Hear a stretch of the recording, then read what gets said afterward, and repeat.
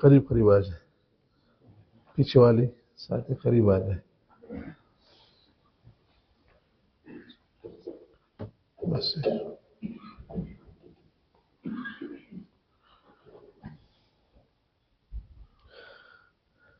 تزکیہ نفس، اصلاح باطن، تعلق مع اللہ اور روحانی ترقی میں کامیابی حاصل کرنے کے لیے تصحیح نیت شرط ہے۔ نیت کا صحیح ہونا شرط ہے۔ نیت اگر فاسد ہو، پھر آدمی جتنی بھی محنت کرتا ہے، مجاہدے کرتا ہے، ریاضت کرتا ہے، معمولات کرتا ہے، لیکن اس کو روحانی فائدہ حاصل نہیں ہوگا۔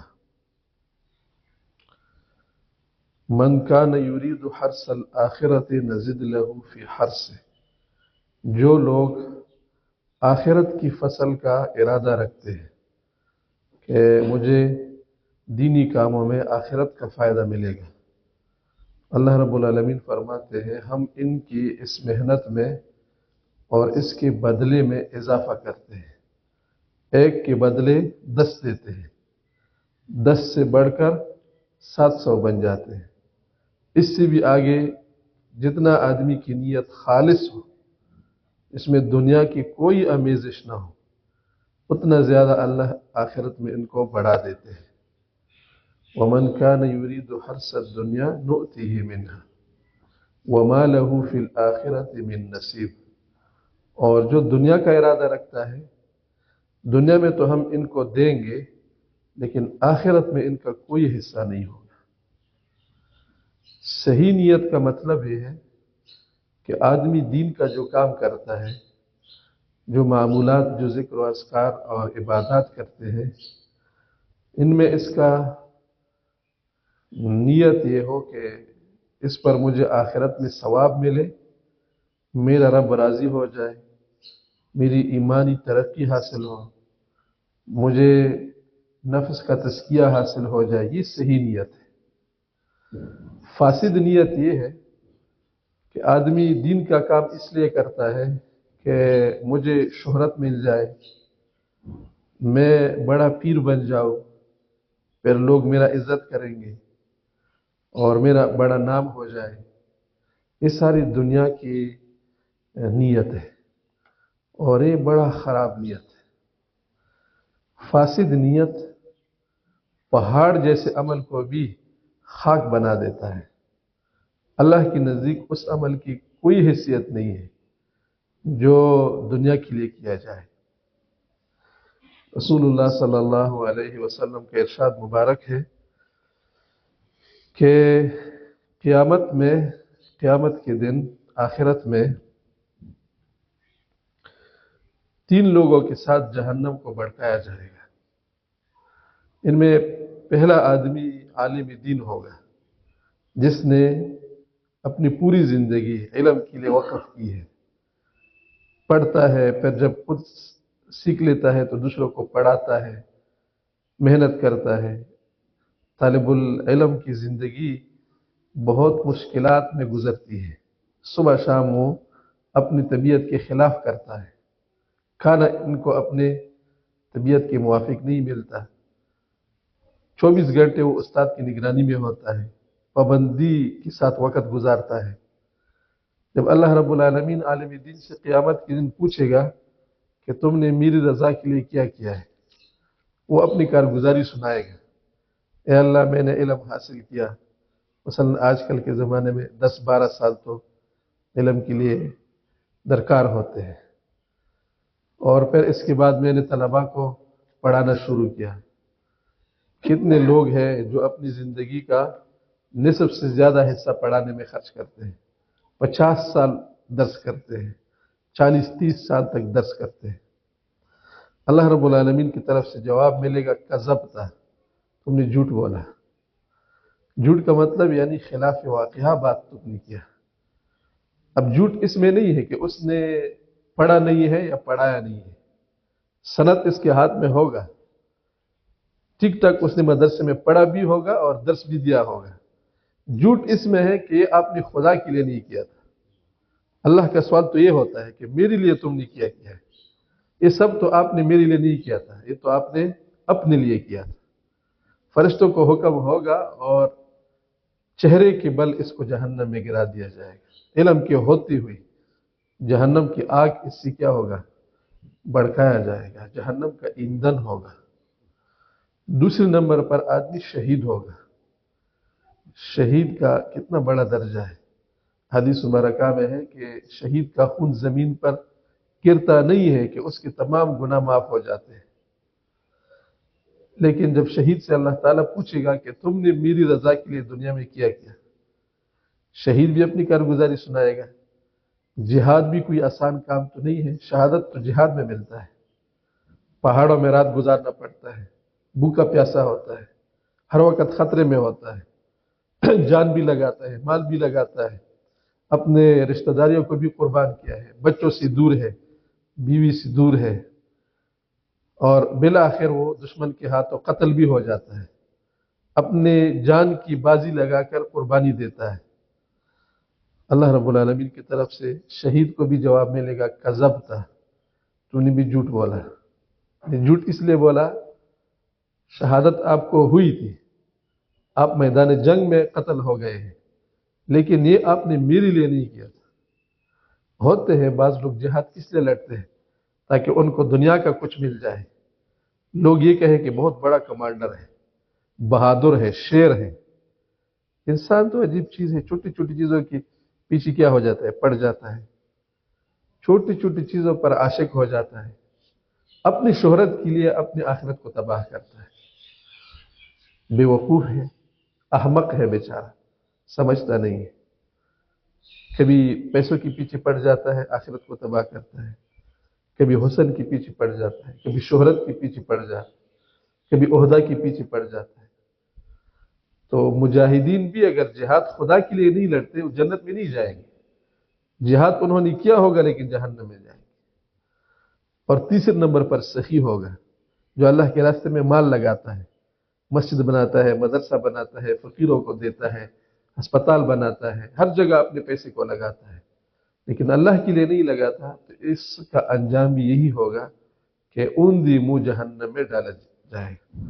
ابھی تین بڑے بڑے اعمال ہیں: علم، شہادت، سخاوت.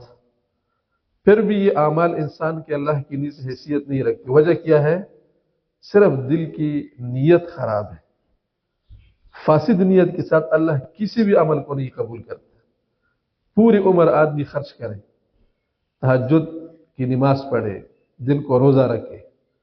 رسول اللہ صلی اللہ علیہ وسلم نے فرمایا بہت سے لوگ ایسے ہیں جو راتوں کو جاگ کر نمازیں پڑھتے ہیں، لیکن ان کو بے خوابی کے بغیر کچھ ہاتھ نہیں آتا، اپنا نقصان کرتے ہیں. اور بہت سے لوگ ایسے ہیں جو پورا دن روزہ رکھتے ہیں، پورا سال روزہ رکھتے ہیں، لیکن ان کو بھوک پیاس کے علاوہ کچھ نہیں ملتا.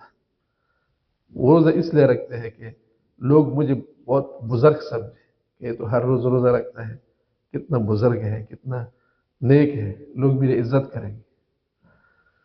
ملتا کچھ نہیں ہے اس بیچارے کو. لوگ آپ کی عزت کریں گے، کیا ہو جائے گا آپ کو؟ آخرت کو داو پر لگا دیتے ہیں، اپنے آخرت کو کیا کرتے ہیں؟ تباہ کرتے ہیں.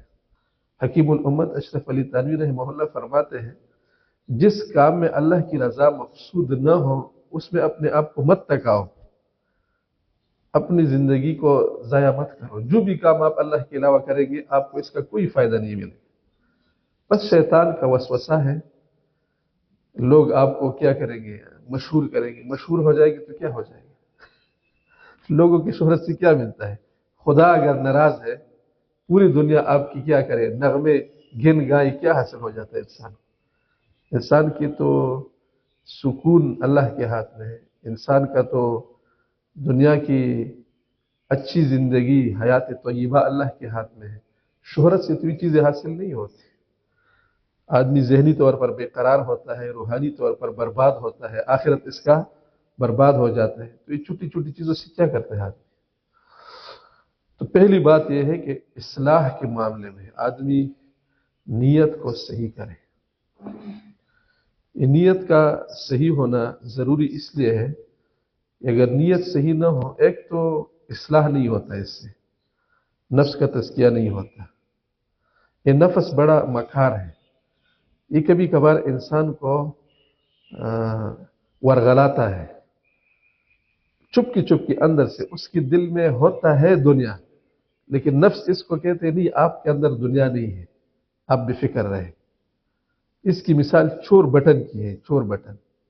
ایک گاڑی میں جب مالک ایک ایسا بٹن لگاتا ہے جس کا مستری کو کسی اور کو پتہ نہیں ہوتا، اب سب کچھ ٹھیک ٹھاک ہوتا ہے گاڑی کا، آپ اس میں سوئچ آن کریں گے گاڑی چلے گا نہیں، تو وہ مستری پریشان ہو جاتا ہے کہ گاڑی کیوں سٹارٹ نہیں ہوتی، تو خود مالک نے اس کے اندر کیا لگایا ہوتا ہے، چور بٹن لگایا ہوتا ہے۔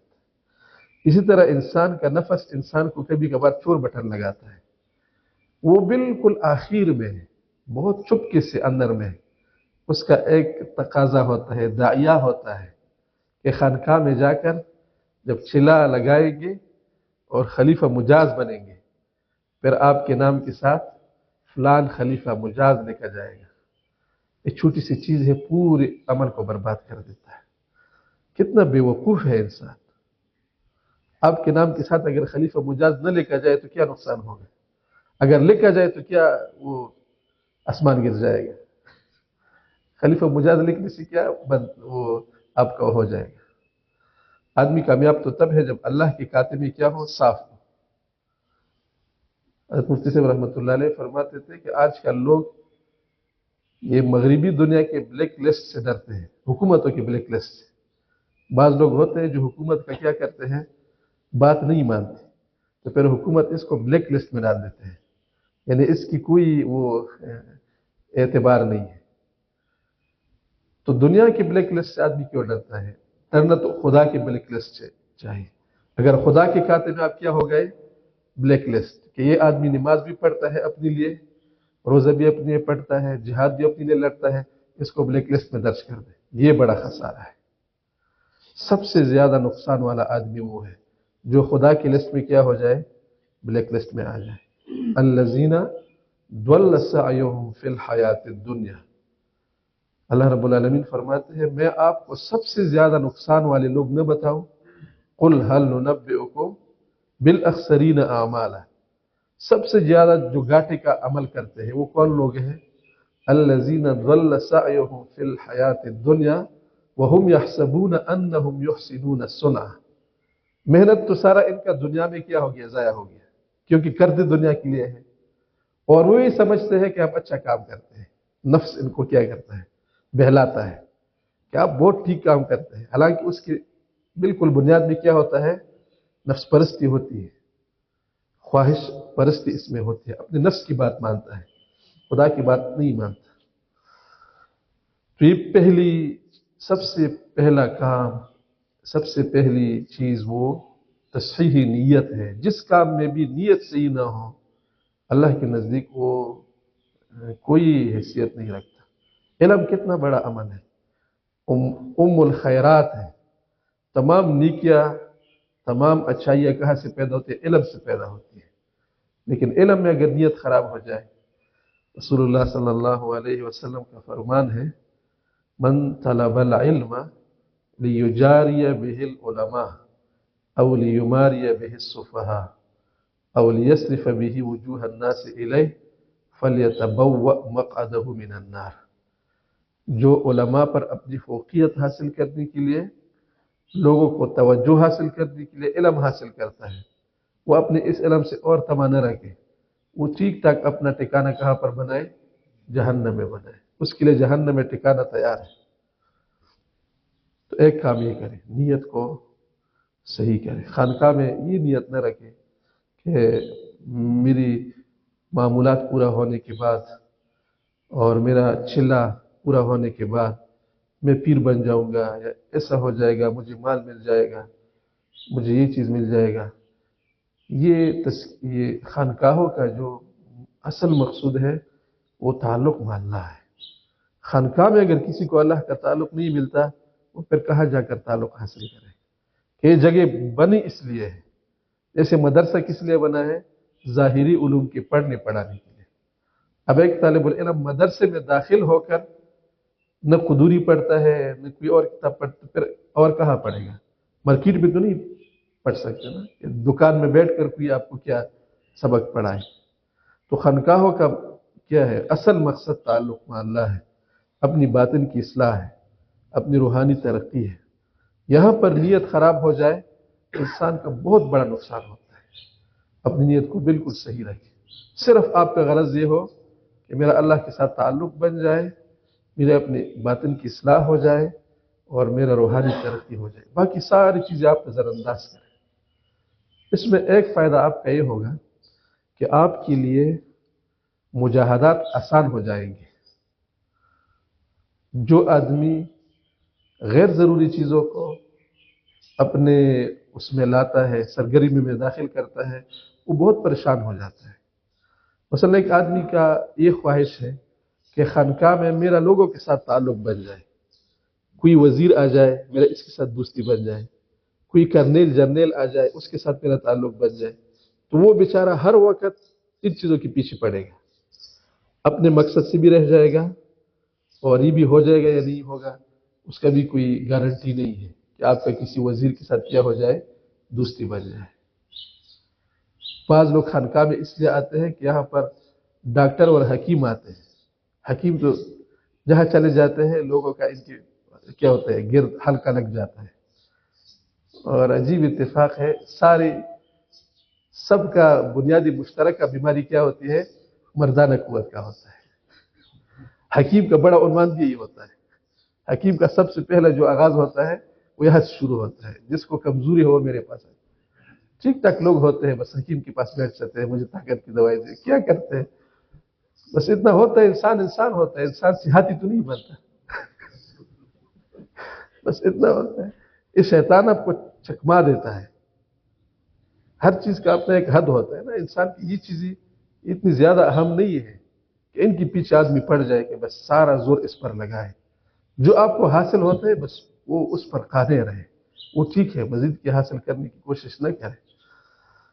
تو بعض لوگ اس لیے آتے ہیں کہ کوئی حکیم مل جائے گا وہاں، پھر میں اس سے علاج کراؤں گا، کوئی عہدیدار مل جائے گا اس سے میں پھر اپنا کام کراؤں گا۔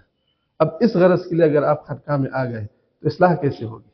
کوئی اصلاح نہیں ہوگا اس سے۔ اللہ تعالی ہم سب کو نیت کی تصحیح نصیب فرمائے، بہت اہم چیز ہے۔ کتنا ٹائم ہو گیا آپ؟ اچھا، ایک دوسری چیز پر بیان کروں گا۔ ویسے بھی آپ تھوڑے لوگوں میں اچھا ہوتا ہے کام۔ میں نے کل بھی آپ کو بتایا تھا، شادی جب زیادہ ہو جائے پھر تو ہوائی باتیں ہوتے ہیں نا، کیونکہ وہ دور تک پہنچانا ہوتا ہے۔ جتنی کم ہوتے ہیں اتنا زیادہ کیا ہوتا ہے، آپس میں گپ شپ اچھا لگتا ہے۔ دوسری بات، اصلاح کے معاملے میں سادگی کو اپنائیں۔ سادگی یہ بہت ضروری ہے اصلاح کے لیے۔ تصنع اور تکلف اصلاح کے معاملے میں بہت بڑی رکاوٹ ہے۔ تصنع اور تکلف کا ایک مطلب یہ ہوتا ہے کہ آدمی باہر اندر سے جیسا ہے اس سے زیادہ باہر میں بننے کی کوشش کرے۔ مثلا رات کے وقت تہجد تو نہیں پڑھی ہے، اب صبح کے وقت اپنے آپ کو ایسا بناتا ہے کہ لوگ یہ سمجھے کہ اس نے تہجد پڑھی ہے۔ کوئی کام کیا نہیں ہے لیکن اس کام کی کریڈٹ حاصل کرنے کی کوشش کرتا ہے، اس کو تصنع کہتے ہیں۔ ایسے لوگوں کے لیے بڑی وعید ہے۔ وَلَا يَحْسَبَنَّ الَّذِينَ يَفْرَحُونَ بِمَا أَتَوْا وَيُحِبُّونَ أَن يُحْمَدُوا بِمَا لَمْ يَفْعَلُوا۔ وہ یہ پسند کرتے ہیں کہ جو کام انہوں نے کیا نہیں ہے اس پر ان کی تعریف کی جائے۔ فَلَا تَحْسَبَنَّهُمْ بِمَفَازَةٍ مِّنَ الْعَذَابِ۔ ایسے لوگوں کے بارے میں آپ یہ گمان بھی نہ رکھیں کہ وہ عذاب سے بچ جائیں گے، ان کے لیے تو عذاب پہ ہے۔ جو یہ شوق رکھتے ہیں کہ میں نے کوئی کام کیا نہیں ہے اور لوگ سمجھے کہ یہ کیا ہے، یہ تہجد گزار ہے، یہ روزہ دار ہے، یہ بڑا ذکر کرتا ہے، یہ تکلف اور یہ تصنع ہوتا ہے۔ صحابہ اکرام رضوان اللہ علیہم اجمعین وہ اس چیز میں بڑے اعلیٰ وہ مقام پر تھے، سادگی میں۔ ان کا ظاہر باطن ان کا ظاہر سے عمدہ ہوتا تھا، جیسے باہر سے دیکھتے تھے اندر سے اس سے زیادہ اچھے ہوتے تھے۔ پرانے پٹے کپڑے ہوتے تھے ان کا، اور سیدھا سادہ لباس ہوتا تھا، رہنے کے لیے عام کچا سا گھر ہوتا تھا، اور جو دوسرے لوگ کھاتے تھے وہ یہ بھی کھاتے تھے، کوئی ان کا امتیازی شان پسند بھی نہیں کرتے تھے۔ خود ہمارے رسول اللہ صلی اللہ علیہ وسلم باہر سے آنے والے مہمانوں کو شروع میں یہ پتہ نہیں چلتا کہ اب ان میں پیغمبر کون ہے اور امتی کون ہے۔ یہ جو ہجرت کے واقعے میں ابوبکر صدیق رضی اللہ عنہ آپ کے ساتھ آئے تھے، مدینہ کے لوگوں نے تو آپ کو پہلے نہیں دیکھا تھا، اور ابوبکر صدیق رضی اللہ عنہ ان کی داڑھی میں سفید بال زیادہ تھے، لوگ ان کو پیغمبر سمجھ رہے تھے کہ یہ پیغمبر ہے۔ اتنا وہ اپنے آپ کو سیدھا سادہ، یعنی کوئی امتیازی اس کا وہ نہیں تھا کہ خواہ مخواہ اپنے آپ کو ہر چیز میں ممتاز بنائے۔ آپ کے کپڑے دوسرے لوگوں سے ممتاز ہو، آپ کا خوراک دوسرے لوگوں سے ممتاز ہو، آپ کا نشست برخاست دوسرے لوگوں سے ممتاز ہو، یہ تکلف ہوتا ہے۔ بس جہاں پر لوگ بیٹھتے وہاں پر آپ بیٹھے، جہاں لوگ چلتے وہاں آپ چلیں۔ عام لوگوں سے اپنے آپ کو زیادہ ایک ضرورت ہوتی ہے، انسان کی ضروریات ہوتی ہے، سفر ہے یا بیمار ہے یا کوئی اور مشکل ہے، لیکن عام حالات میں اگر کوئی مشکل نہیں ہے، سارے لوگ جا رہے ہیں کسی راستے پر، تو آپ بھی لوگوں کے ساتھ اسی راستے پر جاؤ۔ ہمارے نبی صلی اللہ علیہ وسلم کی سیرت اگر آپ پڑھیں گے، حج کے موقع پر آپ واپسی پر آ رہے ہیں، عرفات سے اتر رہے ہیں، لوگوں کا ہجوم ہے، 1 لاکھ سے زیادہ کا مجمع ہے۔ روایات میں ہے آپ صلی اللہ علیہ وسلم سواری پر سوار ہیں، کوئی آپ کے دائیں طرف جاتا ہے، کوئی بائیں طرف جاتا ہے، کوئی پیچھے ہے، کوئی آگے ہے، کوئی پتہ نہیں ہے کہ یہ نبی ہے، اس کے لیے خاص سواری ہے اور خاص اس کا روٹ ہے۔ کبھی لوگ اس سے آگے ہو جاتے ہیں، کبھی وہ لوگوں سے آگے ہو جاتا ہے۔ جس طرح عام روڈ پر کیا ہوتے ہیں، گاڑیاں چلتی ہیں، ہمارا بادشاہ جب روڈ پر آتے ہیں تو دونوں طرف سے ٹریفک کو بند کیا جاتا ہے۔ ان بیچاروں کو تو شاید سیکورٹی کی ضرورت ہو، لیکن بعض اوقات تو سیکورٹی کی ضرورت بھی نہیں ہوتی۔ یہ جس طرح ہمارا مجمع ہے، اس مجمع میں 2 لوگوں کو اپنی طرف کھڑا کر کے ان کے ہاتھ میں بندوق دے کر سیکورٹی کے لیے کھڑا کرتے ہیں۔ اس مجمع میں کیا ضرورت ہے ان 2 لوگوں کے لیے؟ ایک تو واقعی اگر آپ کو خطرہ ہے پھر تو کیا ہے، حفاظت ضروری ہے، لیکن بلا وجہ اگر آپ آدمی کیا کرتا ہے، تصنع کرتا ہے، کوئی خطرہ نہیں ہے، سارے اپنے لوگ ہیں اور ایک کلاس کے ساتھی ہیں، تو 2 لوگوں کو اپنی طرف میں کھڑا کر کر یہ کیا ہے، یہ عاجم کا طریقہ ہے، یہ مسلمانوں کا طریقہ نہیں۔ یہ خواہ مخواہ آدمی آپ کو کیا سمجھے کہ بس میں دوسرے لوگوں سے ممتاز ہوں۔ زندگی گزارنے میں تکلف اور تصنع سے اجتناب کریں، سادہ تم بن جاؤ، اصلاح خدا آپ کا کرے گا انشاءاللہ۔ جو لوگ تصنع کے عادی ہوتے ہیں ان کی اصلاح بہت مشکل سے ہوتی ہے، نہیں ہوتی ان کی اصلاح۔ جو کیا کرتے ہیں، یہ تصنع اور تکلف کے عادی ہوتے ہیں، جو سیدھا سادہ لوگ ہوتے ہیں ان کی تھوڑے سے عمل سے بہت بڑا فائدہ ہوتا ہے۔ 2 رکعت نفل پڑھتے ہیں، ایسا ان کا ترقی ہوتی ہے، خدا کے ساتھ قرب حاصل ہو جاتا ہے۔ تو کھانے پینے کی چیزوں میں، رہنے سہنے میں، اٹھنے بیٹھنے میں، چلنے پھرنے میں عام لوگوں کی طرح زندگی گزارو۔ اپنی سطح کو زیادہ اونچا رکھنے کی کوشش نہ کرو کہ آدمی یہ سمجھے کہ یہ ایک ممتاز آدمی ہے۔ انبیاء علیہ السلام کے تمام کا یہ طریقہ ہے۔ اللہ رب العالمین نے قرآن مجید میں ان کا ذکر کیا ہے کہ ہم نے جو بھی رسول بھیجے ہیں وہ عام انسانوں کی طرح بازاروں میں گھومتے پھرتے ہیں، کھاتے پیتے ہیں، حالانکہ نبی کا درجہ کتنا بڑا ہوتا ہے، لیکن آپ دنیا کے معاملات میں یہ نہیں فرق کر سکیں گے کہ یہ امتی ہے اور یہ نبی ہے۔ تو دنیا کے معاملات میں آدمی بالکل سیدھا سادہ زندگی، اس سے آپ کو بڑا راحت ملے گا، خود آپ کو سکون مل جائے گا، قلبی طور پر، روحانی طور پر، ذہنی طور پر آپ مطمئن ہو جائیں گے اگر آپ نے تکلفات کو چھوڑ دیا، تصنع اور بناوٹ سے آپ نکل آئے، سیدھا سادہ زندگی جیسے آدمی ہے ویسے رہنے کی کوشش کرے۔ دوسرے لوگوں سے خواہ مخواہ اپنے آپ کو ممتاز بنانے کی کوشش نہ کرے، بلکہ اپنے آپ کو کم رکھنے کی کوشش کرے، لوگوں کو اپنے آپ سے بڑھائے۔ اگر ایک جگہ ہے اس میں ایک عمدہ ہے اور ایک تھوڑا کم عمدہ ہے، آپ کی کوشش یہ ہو کہ دوسرا آدمی عمدہ جگہ پر بیٹھ جائے۔ کھانے میں آپ کے ساتھ ساتھی ہے، ایک پلیٹ میں عمدہ کھانا رکھا ہے، دوسرے میں تھوڑا اس سے کم درجے کا ہے، تو آپ کی کوشش یہ ہو کہ یہ عمدہ کھانا دوسرے لوگ کا ہے، یہ سادگی ہوتی ہے۔ یہ کوشش نہ کرے کہ آپ کی اس دسترخوان پر پلیٹ بھی جدا ہو اور آپ کا نشستگاہ بھی جدا ہو، آپ کی جوتی بھی جدا ہو، کہ سارے لوگ جانتے ہیں کہ ہمارے پیر صاحب کا کیا ہے یہ چیز ہے۔ یہ نقصان کا ذریعہ ہے، اس سے اصلاح نہیں ہوتی۔ دوسرا کام آپ اصلاح کے لیے سادگی اپناؤ، انشاءاللہ آپ کے لیے اصلاح کرنا آسان ہو جائے گا۔ اصلاح انسان کی ایک روحانی انسان کا فطرت ہے، یہ انسان خود بخود حاصل کرتا ہے، درمیان میں رکاوٹیں آ جاتی ہیں، یہ رکاوٹ ہے، اس کو آپ ہٹا دیں، اصلاح خود بخود شروع ہو جائے گا۔ اللہ تعالیٰ ہم سب کو اپنی نفس کی اصلاح کا توفیق اور آسانی پیدا فرمائے۔ وآخر دعوانا الحمدللہ رب العالمین۔